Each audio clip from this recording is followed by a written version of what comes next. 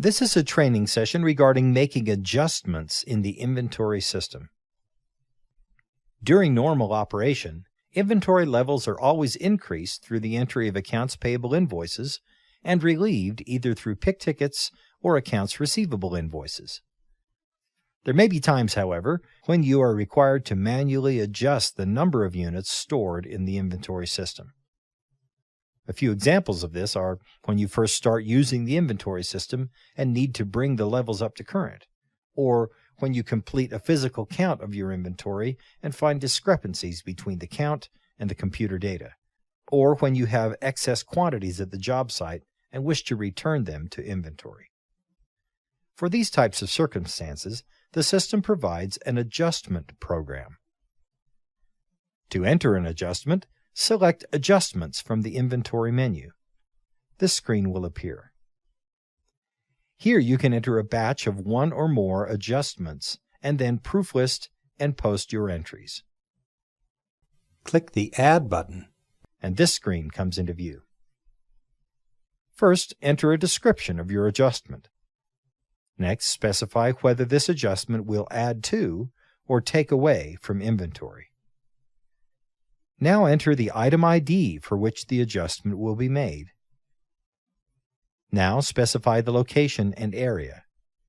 If you're adding to inventory, this is the location the items are going to. If you're relieving inventory, this is the location the items are coming from.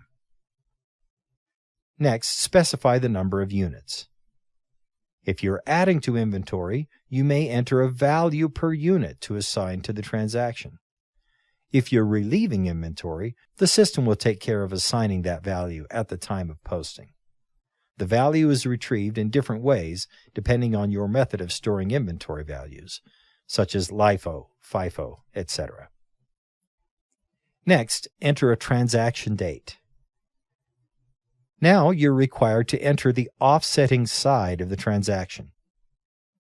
If you are relieving inventory, the offset will always be a GL account, preferably the inventory account. If you're adding to inventory, you can add from a job, a piece of equipment, or any GL account. Once you have finished your entry, click the OK button. The method of adding adjustments one by one, as we just discussed, is useful for single adjustments on a sporadic basis. However, there are times when you need to make a large number of adjustments. For example, when you make a physical count of all your inventory items and you have a list of many adjustments that need to be made, entering them one by one can be very time-consuming. When this is the case, click the Retrieve Physical Count button. On this screen, you can highlight each item that needs to be adjusted and enter its correct quantity here.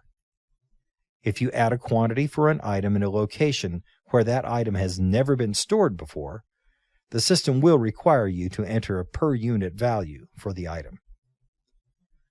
Once you have entered all your physical counts, the system will determine the difference between the physical count and the quantity currently stored in the software.